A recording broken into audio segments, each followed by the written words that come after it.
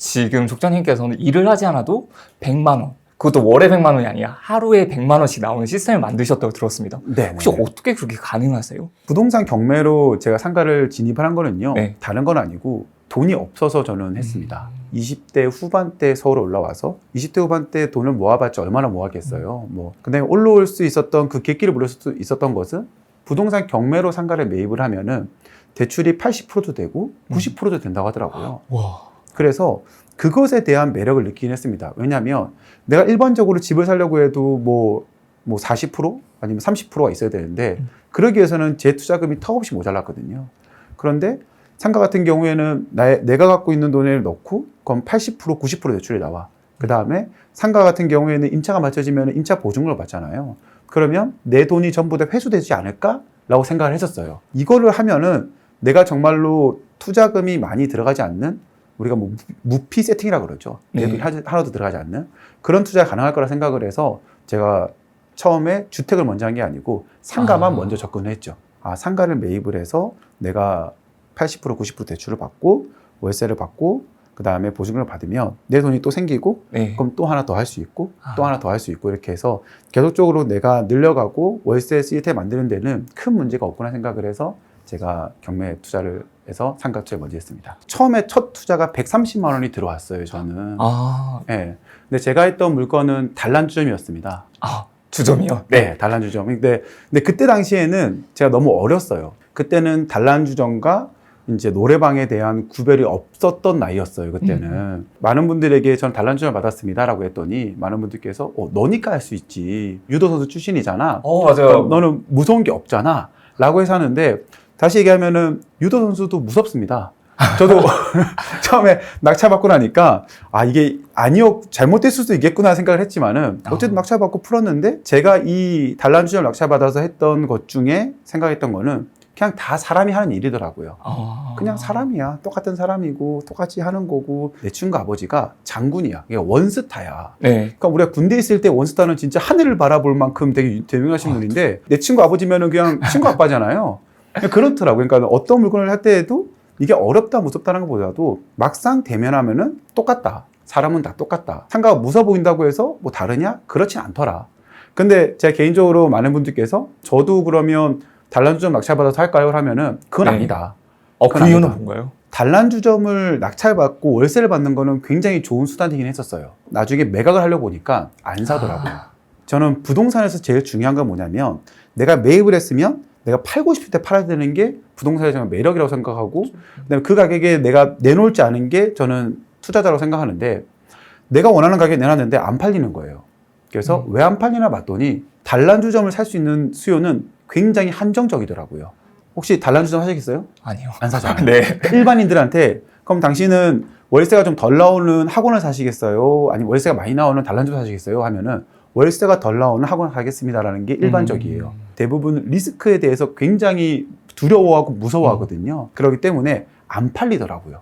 안 팔려. 그래서 이러면 안 되는데? 제가 생각했던 것보다 훨씬 더 낮은 가격에 매각을 하긴 했어요. 물론 제가 이 상가를 매각하면서 손실을 보거나 그런 건 아니에요. 이걸 팔기까지가 굉장히 오랜 시간을 걸렸고 여러분들에게 추천드리지 않는다. 가장 궁금해하는 게 지금 경매를 해도 되나 되지 않나 이건 것 같아요. 지금도 경매로 낙찰을 받아도 될까요? 내가 돈을 벌 거라고 하면은 저는 그 어떤 곳이든 간에 틈새는 있고 그 어떤 곳이든 간에 돈을 벌 수 있는 거라고 생각합니다. 그래서 경매를 해도 되나요? 물어봤을 때에는 돈을 버는 방법 그리고 지금같이 금리가 올라가고 그다음에 지방이라든지 수도권, 서울 외의 지역이 흔들릴 때에는 어떻게 보면 저는 경매가 더 좋다고 생각을 합니다. 그 이유 중에 하나는 방금 얘기했다시피 낙찰가율이 떨어진다고 하셨잖아요. 그런데 제 입장에서는 그런 게 있어요. 낙찰가율이 떨어지는 거랑 제가 투자하는 거랑 무슨 상관이 있을까요? 라는 생각을 하게 돼요. 왜 그러냐면은 아파트 투자 하시는 분들은 저는 가치 투자라고 이야기를 합니다. 그러니까는 이것에 대한 가치를 두고 여기를 매입하면은 주변에 호재가 생기면서 이게 우리 상승할 수 있을 거야. 여기는 더 좋아질 거야. 단지가 더 크고 새 아파트고 재개발 재건축을 하면은 향후에 좋아질 거야 라는 게 가치 투자죠, 저희가.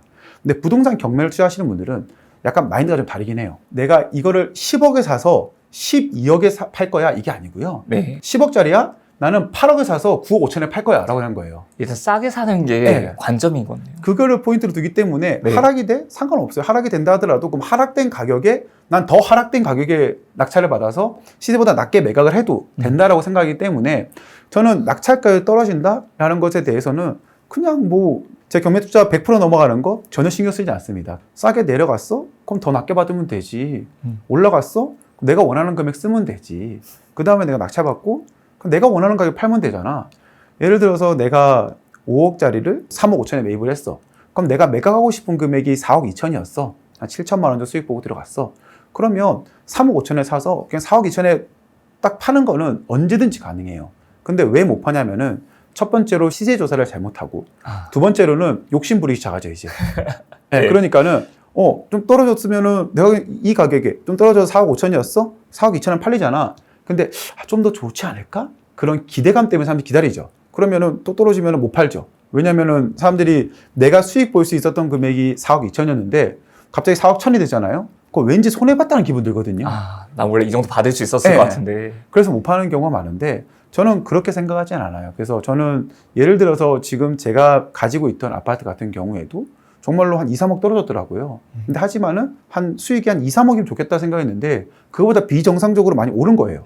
그래서 저는 괜찮아. 나는 2, 3억 떨어졌지만 내가 원하는 수익은 벌써 이미 당도했잖아. 나는 언제든지 팔 거야. 라고 해서 그렇게 생각을 하고 접근을 하고 있어요. 지금도. 이렇게 경매를 받았을 때 좀 더 싸게 산다는 거는 기본 가격보다 가격이 많이 떨어져야지 좀 싸게 살 수 있는 거잖아요. 낙찰이 안 된 이후에는 다른 이유들이 있지 않을까라고 고민하시는 분들도 있을 것 같거든요. 근데 경매 같은 경우에는 네. 보면은 이제 우리가 떨어질 때 1%씩 떨어지는 게 아니고 한 번 떨어지면 20% 내지 이제 30%씩 떨어지잖아요. 네. 그러니까 예를 들어서 1억짜리가 이 가격이 9천만 원이야. 그럼 이게 8천만 원까지 떨어진단 말이죠. 일단은 더 많이 떨어진다라는 거죠. 그렇기 때문에 8천만 원까지 떨어져서 내가 적는 거잖아요. 네. 그래서 저는 그렇게 생각을 해요. 법원 경매에서 이제 그 명함을 나눠주시는 대출 브로커라고 하시죠. 대출 네. 저희는 대출 이모님이라 부르는데 이모님이요? 네. 네. 그분들이 1년에 아파트를 한 5개에서 6개 정도를 주워 가세요. 그러니까 주워 간다는 게 뭐냐면은 좀 큰 평형은 사람들이 좀 덜 모이니까 그냥 큰 평형에 있는 물건을 그냥 최저가에 그냥 넣어요. 이렇게. 그냥 넣어요. 최저가에 넣어보는 거군요. 네, 그냥 넣어요. 그러면은 이상하게 1년에 그 아주머니들 1인당 한 5개 정도는 흘러요. 그러니까 무슨 말이냐면은 아주머니들 한 5개 정도는 그냥 가지고 와요. 그냥. 네. 네. 그러니까 그 말은 무슨 말이냐면은 그런 식으로 경매 물건 같은 경우에도 이거 왜 떨어지지 할 정도로 흘렀다가 다시 더 높게 낙찰되는 경우도 있거든요. 네. 그러니까 원래는 80% 그러니까 1억짜리가 8천만 원대에 낙찰이 됐어야 되는데 아무도 안 한 거야. 네. 그래서 이게 6,400까지 떨어졌는데 여기서 또 그 이후에 8,500, 9,000까지 적으시는 물건들이 꽤 있거든요. 그러니까 그런 물건을 안 놓치는 방법도 있는 것이고 네. 그다음에 떨어졌다고 해서 다 나쁜 건 아닙니다. 왜냐하면은 고등학교에 지나갈 때 보면은 이제 어디가 더 많이 몰릴까? 어디가 더 안 몰릴까 하다가 눈치 작전으로 해서 여기가 너무 센 학교라서 사람들이 많이 지원하지 않을 거야. 그럼 내가 이 지원하면은 혹시 붙지 않을까? 라고 해서 눈치 작전으로 들어갔던 시대가 있었거든요. 네, 경쟁이 낮은 걸 찾아내는 그쵸? 거죠. 네. 그러니까 그런 것 같이 사람들이 봤을 때 야 이건 너무 많이 들어가 안 가. 에이 또 못 받겠지라고 해서 그런 물건이 한 달에 한두 개씩 있는 것 같긴 하거든요. 그래서 뭐 그런 거를 잡는 방법도 있는 것이고 하기 네. 때문에 뭐 유찰이 많이 됐다? 뭐 사람들이 인기가 없다? 인기가 없다 하더라도 거래가 안 되는 거 아니잖아요. 또. 그렇죠. 네. 그래서 아까 얘기했다시피 내가 원하는 가격에 매입해서 내가 원하는 가격에 팔 수 있다 그러면 그거는 아무런 문제가 되지는 않습니다. 네. 입찰을 하러 가기 전에 해야 될 행동들이 좀 있을까요? 많죠. 이거는 이제 예를 들어서 네. 아파트냐, 뭐 수익형 부동산이냐에 네. 따라서 많이 달라지겠죠. 뭐 네. 아파트 같은 경우야 대부분의 분들이 워낙에 많이 아시고 계시지만은 뭐 수익형 부동산 같은 경우에는 뭐 가기 전에 우리가 손품도 팔아야 되고 그다음에 가서 임대료도 확인해야 되고 매매가도 확인해야 되고 해서 알아봐야 될 부분은 굉장히 많이 있습니다. 그걸 다 알아보기는 진짜 쉽지 않겠네요. 그래서 그렇죠. 어느 정도 공부가 필요하겠네요. 그럼요. 많은 분들이 경매를 힘들다고 생각을 하세요. 혹시 이 명도라는 게 정확히 어떤 건지에 대해서 좀 알려주실 수 있을까요? 경매를 처음에 많이 힘들다라고 생각을 하시는데요. 부동산 경매는요. 대한민국 누구나 당할 수 있는 거예요. 당할 수 있는 거예요. 당할 수 있는 거다. 부동산 경매는 저 개인적으로 부동산에 매입할 사람 또는 부동산에 들어가서 살 사람, 세입자, 소유자 모든 사람들이 다 알아야 된다 생각을 해요. 기본적으로. 왜냐하면 내가 평생 동안 모았던 전세금이 뭐 예를 들어서 5천만 원, 1억이 된다 하면은 정말 큰 돈이잖아요. 내가 그거를 아무런 법적인 지식 없이 그냥 이 사람한테 돈을 줘? 내가 내 돈을 지키기 위해서 나의 자산을 더 늘리기 위해서는 그 어떤 것보다도 부동산 경매는 누구나 알아야 된다고 생각하고요. 명도라는 것도 저는 대한민국 사람 중에서 부동산을 방 하나라도 임대를 주는 사람은 꼭 알아야 되는 부분이에요. 왜냐면 예를 들어서 내가 방을 임대를 주고 있어. 근데 이 사람이 안 나간대. 내가 가서 문을 부시면 돼요? 안 되잖아요. 안 되죠. 네. 문을 부시고 문을 열고 나가면 돼요? 안 안 되잖아요. 되죠. 네. 똑같은 거예요. 그게 바로 낙찰받은 거랑 똑같은 상황인 거예요. 네. 그러니까는 내가 하나라도 임대를 주고 있는 사람은 명도를 알아야 돼. 근데 우리는 그거에 대한 지식이 없이 아직까지 그냥 산 거야. 아직까지 운이 좋았던 거야. 그거에 대해서 속을 썩지 않았다는 거는 아직까지 운이 굉장히 좋았던 거예요. 그러니까는 부동산 경매를 해서 명도를 한다는 게 아니고 내가 그냥 일반적으로 방을 하나 임대를 준다 그러면 나는 언제든지 명도를 해야 되는 사람이구나라는 거를 인식해야 되는 것이고 그 인식을 갖고 있다 그러면 내가 준비를 해야죠. 처음에 월세를 안 내? 그럼 내용증명을 보내죠. 네. 내용증명을 보낸 다음에 보냈는데 답이 없어? 그럼 또 내용증명을 보내죠. 그다음 없어? 그럼 우리가 이제 명도 소송을 하게 되죠. 그런데도 불구하고 안 하면은 강제 집행하는 거. 이거는 내가 방을 하나 임대해 주나 똑같은 거예요. 그런데 네. 경매 같은 경우에는 이보다 더 좋아요. 왜냐면은 아까 같은 경우는 이게 일반적이기 때문에 명도 소송을 하는 거고, 근데 우리 경매 같은 경우에는 법원 경매에서 진행해 주기 때문에 그보다 훨씬 더 빠르게 인도 명령이라는 걸 해주거든요. 네. 그렇기 때문에 이제 그러니까는 이제 좀 더 빠르게 명도를 할 수 있는 방식이 있다는 것 뿐이에요. 그래서 명도가 힘들다라고 하면은 그러면 당신은 명도가 힘들기 때문에 부동산을 소유하지 않겠습니까?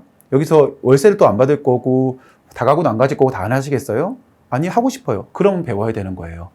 그냥 간단합니다. 그냥 이거는 내가 어렵다고 생각하는 게 아니고 내가 어떤 걸 하나 하고 나면은 어떤 걸 하나 잃는 것처럼 내가 부동산 소유하고 있어? 그럼 이건 당연히 알고 있어야 되는 거예요. 그렇기 때문에 많은 분들께서 어렵다라고 생각하시는데 근데 그거는 무조건 알아야 될 상황인 거예요. 촉장님께서도 이제 명도라는 걸 해보셨을 거잖아요. 네. 근데 어려웠던 경우는 없었을까요? 월세를 안 내는 사람이야. 응. 그럼 이제 두 가지가 있겠죠. 하나는 내가 정말 돈이 없어서 못 내는 사람. 또 한 사람은 어떤 사람이냐면은 주고 봐. 내가 안 나갈 거야. 안 나갈 거야. 그런 분도 이런, 있어요? 그러니까 우리 일반적으로 임대를 줬을 때. 네. 그런데 경매는 그거보다는 좀 더 심플하다는 게 뭐냐면은 딱 경매가 진행되잖아요. 네. 그러면 자, 예를 들어서 우리 집이 경매 당했어.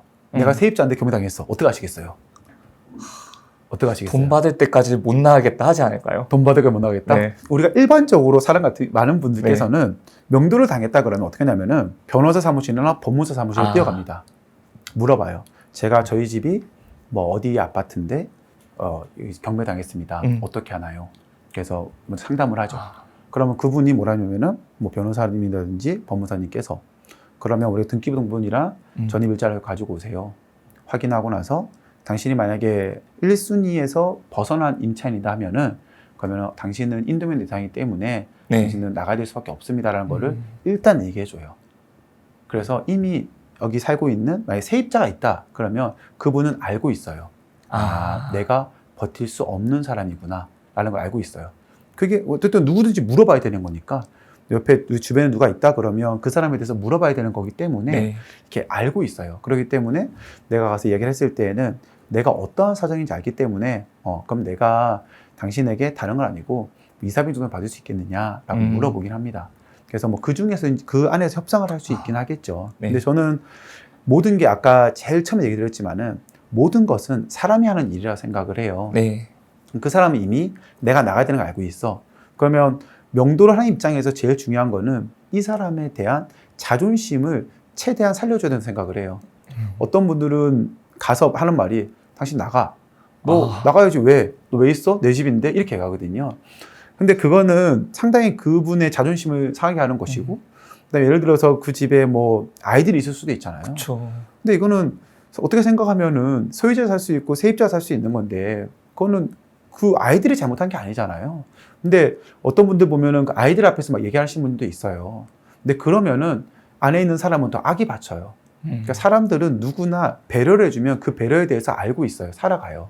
그렇기 때문에 저는 최대한 그분에 대한 자존심에 대해서 세워드릴 수 있도록 노력을 하고 그 다음에 최대한 대화로 풀고 가는 것이고 네, 그 이후의 과정에 대해서 계속 얘기해 드리죠. 협의를 하면서 내가 당신한테 해줄 수 있는 건 이거야. 그리고 당신은 나한테 해줄 수 있는 이게일 거야. 아, 서로 좀 그러니까. 주고받는 게 있어야 되겠네요. 배려도 해주면서 네, 주고받을 맞습니다. 수 있는 걸 제시를 해줄 수가 있는 거네요. 네, 그렇게 하면은 저는 지금까지 10년 동안 경매를 해왔었지만은 네. 단 한 번도 강제 집행을 해본 적이 없거든요. 어. 네, 제가 정말 수많은 물건도 낙찰받고 네. 많은 세입자 만나보고 다른 분들 많이 해봤지만은 저는 아직까지 하면서 그렇게 얼굴 붉혀줬던 적은 없고요. 아. 그냥 공매를 하든 공매 같은 경우는 더 어렵다고 하는데 네. 공매를 하든 경매를 하든 간에 그냥 가서 이런 사정이에요. 잘 들어주고 그다음에 잘 이해해주고 그래서 이 사람에게 어떤 상황인지 또 제시해주고 그러면서 하나하나 풀어가는 것이고 네.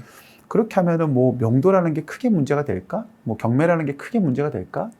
어차피 사람 사는 세상에 있고 그 사람에 대한 이야기를 들어주는 거 그거면 되더라고요 저는. 아, 그러면 또 명도 외에도 대출 관련해서도 좀 걱정을 하시는 분들이 많아요. 왜냐하면 지금 대출 규제도 좀 많아졌는데 경매로도 대출 받는 부분은 다르다고 들었습니다. 그러니까 이것도 아파트는 똑같아요. 우리 네. 기본적으로 아파트는 똑같고 제가 상가 투자를 많이 하다 보니까 네. 상가 투자를 얘기 드리면은 우리 아파트에서 대출 나가는 거는 다 가계 대출이라 그러죠. 네. 그래서 우리가 정부에서는 굉장히 막고 있어요. 근데 상가 같은 경우에 수익형 부동산 같은 경우에는 이제 기업 대출로 넘어가요. 그래서 가계 대출이 아닌 기업 대출로 가거든요. 네. 그래서 상품이 달라요. 우리 좀 더 쉽게 얘기 드리면은 보험 같은 경우에도 우리가 똑같은 실비 보험이지만 어느 보험사는 뭐가 다르고 어느 보험사는 뭐가 다르고 다르죠. 혜택이 다르잖아요. 많은 분들께서 모르고 있는데 야 담보대출은 다 똑같은 담보대출이야 라고 얘기하고 있는데 그러지 않아요. 대출도 모든 상품이 다 있어요. 그래서 제가 제 채널에서 얘기 드린 것 중에 하나가 상가 낙찰받으면 80% 대출 나와요 이러는데 많은 분들께서 야 우리 동네에 갔더니 80% 안 나오던데 50%밖에 안 해준다는데 라고 해요. 그 대출 상품이 없는 은행 같은 경우에는 50%밖에 안 해주고요. 경락자금 대출에 대한 대출 상품이 있는 곳 거기서만 대출해 주는 거예요. 은행마다도 그게 다른 네, 건가요? 다릅니다. 제가 대부분 받는 곳은요. 만약에 서울 걸 낙찰받았어. 그러면 네. 서울은행에서 낙찰 자금 대출을 받는 경우도 있는데 저기 울릉도에서도 와서 해주고요. 저기 춘향골에서도 해주고요. 수협 저기 어디냐 포항에서도 해주고요. 그러니까 밑에서 올라와서 해주거든요. 그러니까 이게 왜 그러냐면은 시골에 계신 어르신분들은 내가 대출 받으면 큰일 나는 줄 알고 있어. 그래서 대출을 많이 안 받죠. 그러면 은행이라는 구조는 더 많은 돈을 또 빌려주고 이율을 더 많이 받아야 되는데 돈을 빌릴 사람이 없는 거예요. 그러면 어떻게 하겠어요? 돈을 빌려주러 가야죠. 그 사람이 어디로 오냐? 서울에 올라와서 대출을 해주는 거예요. 그럼 우리가 그분을 어떻게 하느냐 했을 때에는 법원에 가면은 대출 이모들이 계시죠. 아까 초반에 나왔던 네. 이모들. 이모님들께서 이제 대출 이모님이 계시고 여기 사무장, 그러니까 법무자 사무장이 있고 법무자 사무장이 이제 은행들을 알고 있는 거예요. 네. 그럼 이모들이 낙찰자한테 연락처를 받아서 신청을 해서 이제 여기 법무자 사무장한테 알려드리면은 법무자 사무장님께서 이제 많은 사람들의 그 낙찰받은 물건을 보고 여기는 이 은행이 괜찮을 것 같아. 그럼 이렇게 연결시켜 주는 거예요. 이렇게 연결시켜 주는 거거든요. 대출을 알선을 해주는 거네요. 네, 그래서 이제 연결을 시켜주는 시스템이 있기 때문에 그런 것이고 대출 임원들 통해서 하면은 그리고 우리가 아는 것보다는 좀 더 많은 대출 상품이 많다라는 거는 확실한 거기 때문에 네. 네, 더 좋은 대출, 더 좋은 조건으로도 대출을 받을 수 있습니다. 그러면 뭐 예를 들어 건물이라든지 이런 부분에서는 아예 80% 오히려 그 이상도 받을 수가 있겠네요. 그렇죠. 그러니까는 이 대출을 더 많이 받는다라는 것에 대해서는 네. 한 가지 이야기 드리고 싶은 거는 네. 대출을 많이 받는다라고 해서 더 좋은 것도 대출을 덜 받는다고 해서 더 좋은 건 아니라고 생각을 해요. 일단은 기본적으로 나오는 기준이 뭐냐면 예를 들어서 5억짜리야. 네. 5억짜리야. 근데 5억이 낙찰받는다 그러면 그거는 90%까지는 나오진 않아요. 감정가가 5억이야. 네. 근데 5억이 낙찰받았어. 그러면 최고의 80% 나옵니다. 그런데 5억짜리야. 근데 4억에 받았어. 좀 더 낮은 시대에 받았어. 그러면 4억에 대해서 90%까지도 가능을 해요. 시세보다 얼마만큼 낮게 받았느냐, 감정가보다 얼마만큼 낮게 받았느냐의 기준을 두고 그보다 낮게 받았어? 그러면 대출을 더 해줄게 라고 되는 것이고, 그런데 5억이라는 선이 있어? 그런데 넘었어. 그러면 5억까지만 대출해주고요. 5억가 넘은 금액에 대해서는 대출이 나오지 않습니다. 그래서 제일 중요한 거는 우리가 법원에 나와 있는 감정가보다 공매에 나와 있는 감정가보다 시세보다 낮게 받았느냐 안 받았느냐, 이게 첫 번째 기준이 될 것이고요. 시세보다 낮게 받았을 때 우리가 대출이 좀 더 많이 나온다. 그리고 시세보다 높게 받았을 때는 대출이 나올 수 없다라는 거는 생각하시면 좋을 것 같습니다. 일단 결론을 보자면 경매는 싸게 낙찰을 받아야 되는 거네요. 그렇죠. 그리고 경매는 기본적으로 싸게 낙찰 받기 위해서 하는 거기도 하고요. 그러면 그 기준을 감정가라고 생각을 하면 될까요? 감정가보다는 낮게 받을 거다. 이 목표를 가지고 하면 되는 걸까요? 제가 자주 이야기 드린 것도 있지만은 네. 감정평가사는 다 정답일까요? 아닐 수 있죠. 그렇죠. 네. 그러니까 왜 그러냐면요. 감정평가사님은 정답일 때도 있고 아닐 때도 있습니다. 왜냐하면 그들은 어떠한 기준을 잡고 이야기를 해줘야 되는 거거든요. 근데 그 기준 할 게 없어. 예를 들어서 주변에 사례가 없어 그러면 그분들은 감정이 높음에도 불구하고 높게 해줄 수 없습니다. 알고 있어요. 그분들도 이건 시세가 5억인데 주변에 사례가 없네? 그럼 나 5억까지 못 해줄 것 같아. 네, 주변에 사례가 많아? 그럼 난 해줄 수 있을 것 같아. 이런 게 있거든요. 그렇기 때문에 법원 감정가 같은 경우에 정답이라고 생각하지 않습니다. 그래서 거기 나오는 거는 저는 늘 참고만 할 뿐 내가 어떠한 물건이든 간에 직접 현장에 가서 체크를 하고 내가 받을 수 있는 금액, 내가 받을 수 있는 월세와 내가 팔았을 때 할 수 있는 금액 이 두 가지 포인트를 두고 저는 많이 접근하고 있습니다. 실제로 이제 가서 본인만의 그런 가격을 적정 가격을 보고 가는 거네요. 그렇죠. 그게 중요하죠.